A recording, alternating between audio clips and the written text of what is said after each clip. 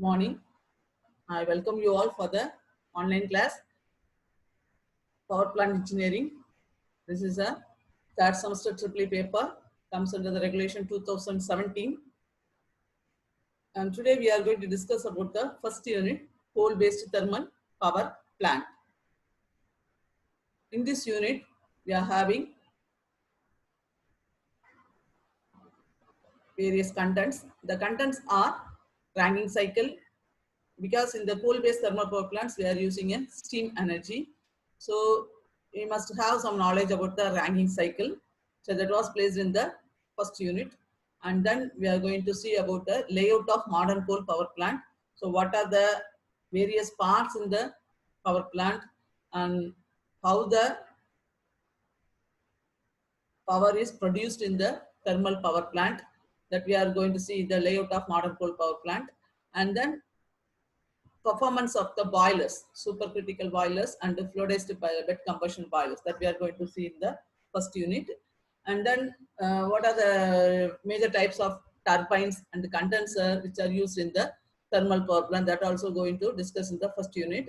And we are going to discuss about some various subsystems of a thermal power plant, because thermal power plant having many subsystems like a coal and ash handling system, and then we are using water for producing the steam. So here also we need a feed water arrangements, and also we need air for burning the fuel. We need air. So we are having a draught system in the thermal power plant, and also we are going to discuss about the binary cycles and the cogeneration systems in the thermal power plant. That all placed in the first unit. And today, before enter into the syllabus, we must have some knowledge about the thermal power plant in our Tamil Nadu. So we are having many power plant in the Tamil Nadu. So among them, these are the Neyveli Thermal Power Station. We are having 2 units in the Neyveli Thermal Power Station with a capacity of 1020 and 1970 megawatt. And we are having a thermal power station at the Tuticorin with a capacity of 1050 megawatt. And Metro Thermal Power Station with a capacity of 1440 megawatt. And we are also having a thermal power station at the North Chennai with a capacity of 1830 megawatt. And the Ennur Thermal Power Station with a capacity of 450 megawatt. These are some of the power plants in the Tamil Nadu. Next, we are going to see about the working principle of the thermal power plant. I mean, how the electrical power is generated from the thermal power plant. In thermal power plant, the raw material is the coal. So here, coal is burnt. So once the coal is burnt, heat is produced. Okay. Then the heat is used to heat up the water. Okay. So initially, the coal is burnt. After burning the coal, we are producing a heat. Then by using this heat, we are heating the water. When the water gets heated up, what happens? Normally, when the water gets heated up at a higher temperature, the water becomes a steam. So here also same principle is also applied here. Once the water gets heated up, steam is produced in the thermal power plant. And this steam having a very high temperature and a very high pressure. Okay. So once the steam is with a very high pressure, with the high pressure enter into the turbine area, so it forcefully strikes the turbine plates. Okay, with this force, the turbine starts rotate. So once the turbine starts rotate, the turbine shaft is connected to the generator. So the generator conductor also starts rotate. So normally the principle of generator is converts the mechanical energy into electrical energy. So as per this principle, I mean the generator will produce the electrical energy. Okay, by this way, we are producing electrical energy in the thermal power station. So here coal is burnt, then heat is produced. By using this heat, we are heating the water, and the water will become a steam. Then the steam is tried to rotate the turbine, and the turbine will rotate the conductor of the generator. The generator conductors are already placed in the magnetic field. So as per the principle of electromagnetic induction, once the conductor rotating in a magnetic field, the flux lines are cut by the conductor, then electromotive force, that means EMF is induced in the conductor. So by this way, we are producing electrical energy in the thermal power plant. This is the working principle of the thermal power plant. And today's session is we are going to discuss about Rankine cycle and the layout of modern coal power plant. Why we are going to see about the Rankine cycle? Because in the thermal power plant we are using a steam. So in the steam, normally the steam engine is used to produce the electrical power in the thermal power plant. So the steam engines will follow a Rankine cycle. Normally the steam cycle is called as a Rankine cycle. So we must have some knowledge about the steam cycles before we are going to see about the thermal power plant, because here our main source is the steam. Okay, so we must have some knowledge about the Rankine cycle. So Rankine cycle is nothing but is one of the thermodynamic cycle. Rankine cycle, which describes the operation of the steam engines, which are commonly used in the thermal power plant. So normally engine means system which produce a power output, which is termed as an engine. Any engine which produce some power output, then it is termed as an engine. So here in the thermal power plant, we are using a steam engine. So this Rankine cycle will describe the operation of the steam engines, which are commonly used in the thermal power plant. So in this Rankine cycle, the working fluid is nothing but our water. The working fluid used in the thermal power plant, which follows a closed loop. I mean, closed loop means here this is our incoming water. Okay, so this is our incoming water. This is our working fluid. So this incoming water is pumped by the motor, then it enter into the boiler. Okay, once it enter into the boiler, the fluid gets heated up. Then it producing the steam. And the steam enter into the turbine. Then after rotating the turbine, the steam will be exhausted from the turbine. So once it leaves from the turbine, the heat of the steam should be reduced, okay, by using the condenser. Okay, so by using this condenser, the heat of the steam is reduced. Once the heat is reduced, the steam becomes a water. Then again, this water enter into the boiler by using this pump. Okay, so this is the closed loop which is followed in the Rankine cycle. So same water can be used to reuse water. We can reuse the water without wasting the water. We can reuse the water for producing the steam further. This is a closed loop which follows in the steam cycle. Then one more thing, the water vapor. The water vapor, this is the water vapor flowing from the power plants evaporate the cooling water. Okay, once the water vapor from the power plant will evaporate only the cooling water, but not the working fluid. Working fluid water vapor evaporate only the cooling water. It evaporates only the cooling water in the thermal power plant. So there are 4 processes in the Rankine cycle. In all the processes, each stages, I mean in all the 4 processes, the stage of the working fluid can be changed from one stage to another stage in all the 4 processes. What are the processes in the Rankine cycle that we are going to see? This TS diagram will explain the different process involved in the Rankine cycle. TS diagram is nothing but temperature and temperature entropy diagram. I mean here the energy is changed from one stage to another stage. So the changing of energy that should be described by the TS diagram. In the process 3 and 4, we are going to see the processes 3 and 4. First, the working fluid, I mean water. We are told that working fluid is nothing but our water. The water is entered through the pump at the stage 3. I mean this one. In this stage, this is the entry of the water. At the stage 3, the water is entered through the pump. This is our incoming water. It is when the incoming water having normally a low pressure. This incoming water from the low pressure to high pressure by the boiler and then enter into the stage 4. Okay.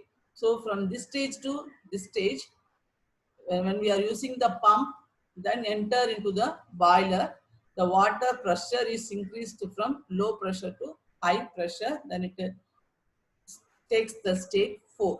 Then after that, once enter into the boiler, the water temperature is slightly increased from the normal value. Okay. In this stage, the energy relations is given by W pump, that's equal to M of H4 minus H3. I mean the water changing from one stage to another stage, then it enter into the boiler, the pressure is raised from lower level to higher level, and also the temperature is also increased. So in between these two, there will be some energy is conserved. This energy conservation is given by W pump, that's equal to M into H4 minus H3, where M represents the mass flow rate. I mean how much amount of water flow per unit time, that is the M. And H4 minus H4 and H3 are the specific enthalpy at the specific points. H4 is the energy at the H4 stage and energy at the H3 stage. So this is our higher energy and this is the lower energy. Energy enthalpy is nothing but the energy level at the stage 4, and the difference between the energy level. And then after going to the state 4, then it enters into state 1. So once the water enter into the pump, then it pressurized and then enter into the boiler. So this high pressure compressed liquid enter the boiler at the level 4. Then in this boiler, it gets heated up. So once enter into the boiler, it gets heated up, then enters into the state 1. So using this process, I mean when we are increasing the temperature, at the same time we are maintaining the constant pressure in the boiler. Then after that enter into the state 1. So in this state 1, the temperature is very high. So this is the superheated stage through superheater. So further we are increasing the temperature of the water, then it reaches the state 1, then it is a superheated state.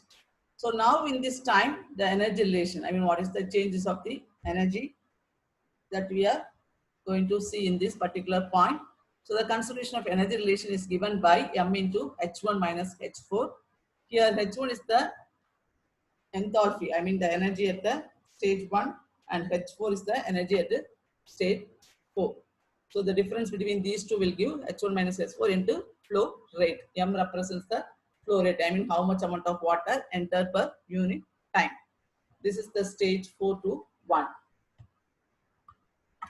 And the next one is from after the water enter the turbine. Once it gets heated up, it becomes a steam, and then it enters into the turbine.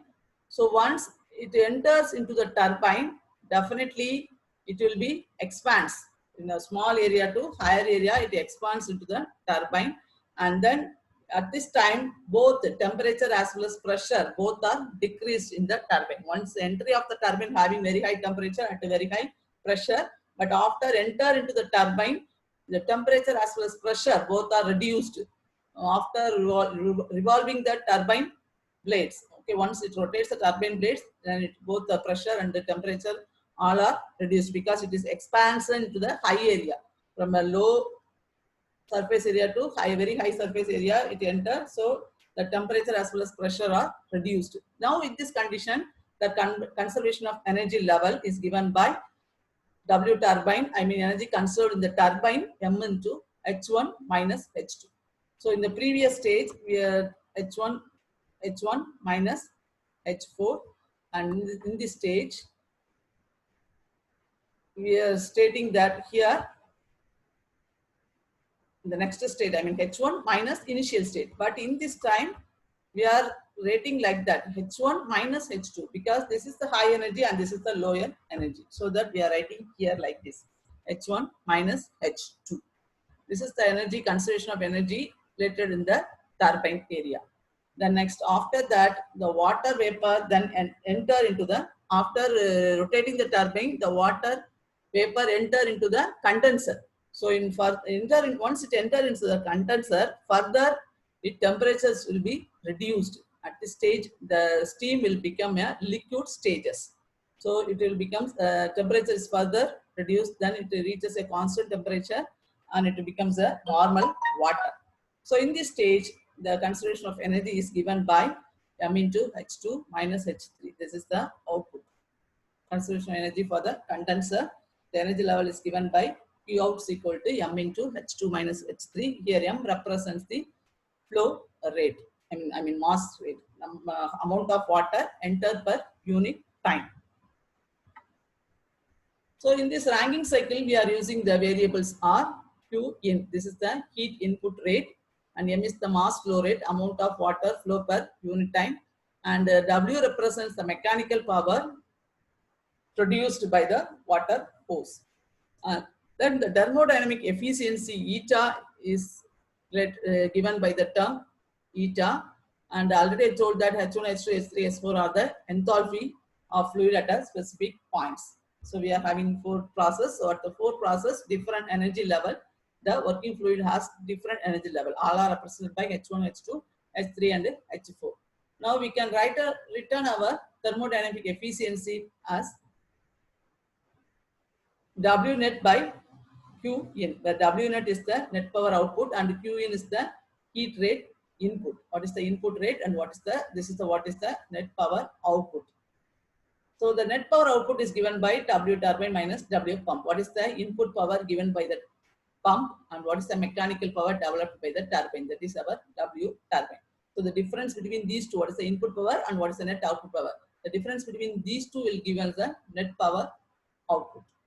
So or otherwise we can say that Q in minus Q output, input power minus output power. So that efficiency is equal to net power output divided by input, heat rate input. What is the input power given? What is the output power? We get it from that. This is the thermodynamic efficiency of the steam engine. So this diagram will also explain the Rankine cycle applied in the thermal power plant. So in the thermal power plant, already I told that this is the stage 1. I mean the water enter into the boiler through the feed water pump. Then it enter into the boiler. Then in the boiler, it gets heated up. Then it enter into the turbine. Then once it starts the turbine, then after rotating the turbine, the water goes out. Then this is a warm water. Then the warm water will enter into the cooling tower. Again, the water temperature is reduced. Then after this temperature is reduced, then enter into the condenser. Here further temperature is reduced, then it becomes a cooling water. Then the cooling water will again enter into the boiler. This is the Rankine cycle used in the thermal power plant. And this is the thermal power station. This is an overview of the thermal power station. I mean, in any power station, we are having the several parts in the thermal power station. So first one is the coal stockpile. This is our coal stockpile. This is where the coals are stored in the thermal power plant. And this is our coal conveyor. Conveyor is nothing but a moving tray, like a moving tray. The trays are moved in a conveyor belt. In this tray, the coals are transferred from the coal stockpiles to the boiler area. Okay, this is our boiler area. So from this, this is a coal storage tank. From the coal storage tank, the coals are taken through the conveyor belt and then enter into the coal hopper.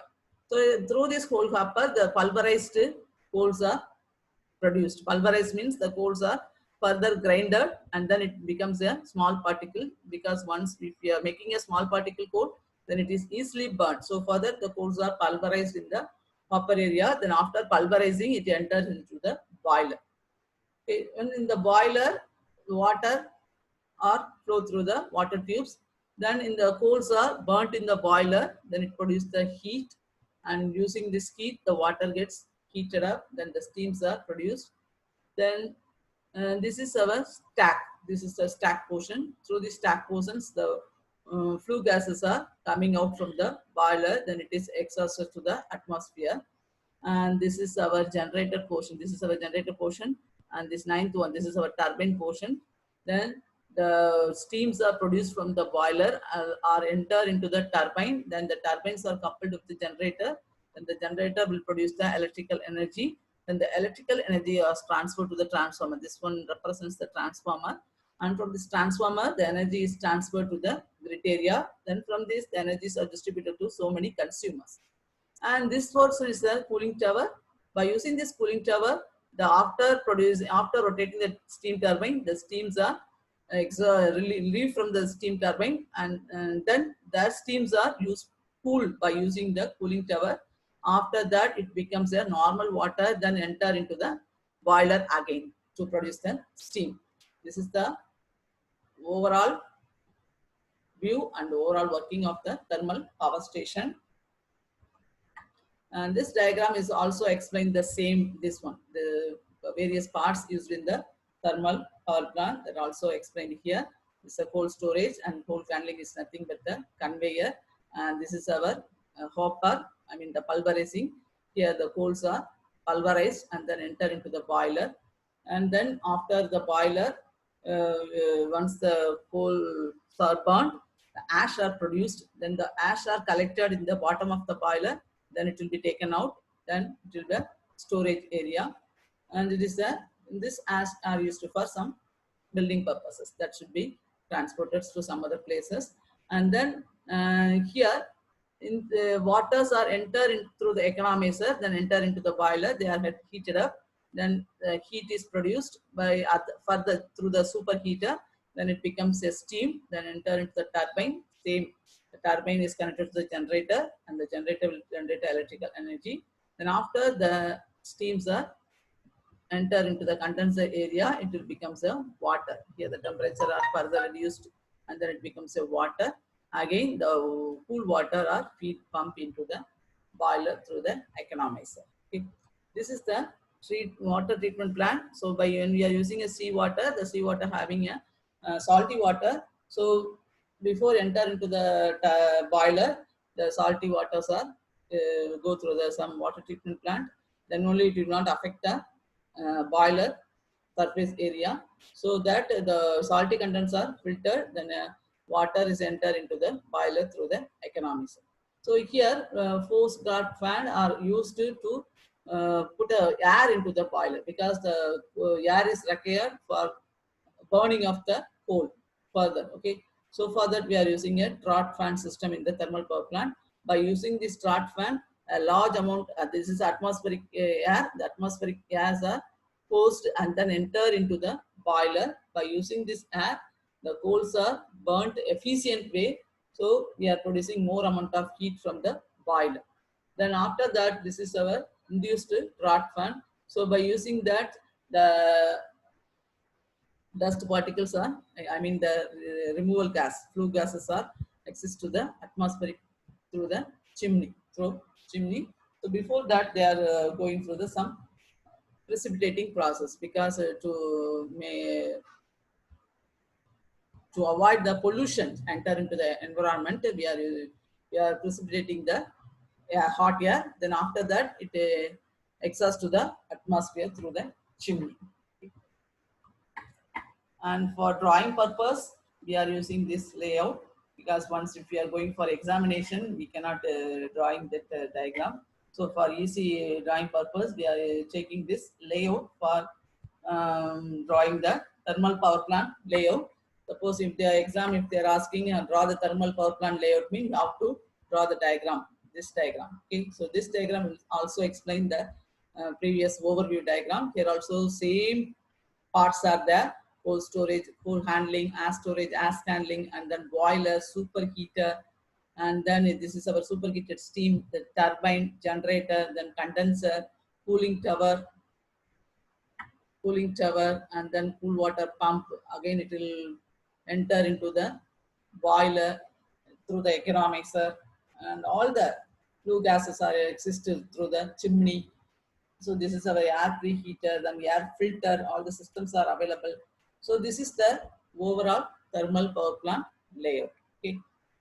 So by this way, we conclude that there are so many parts in the thermal power plant. So by using this, we can produce a thermal power plant. We can produce energy from the thermal power plant by using the heat energy. So that here the concept is the heat energy is converted into mechanical energy. After the mechanical energy is converted into electrical energy. Okay. Heat energy means our coal, and mechanical energy means the turbine rotation. I mean the steam are used to rotate the turbine. This is the mechanical energy, and this mechanical energy is used to generate the electrical power in the generator. Okay. This is the principle of the thermal power plant. Thank you.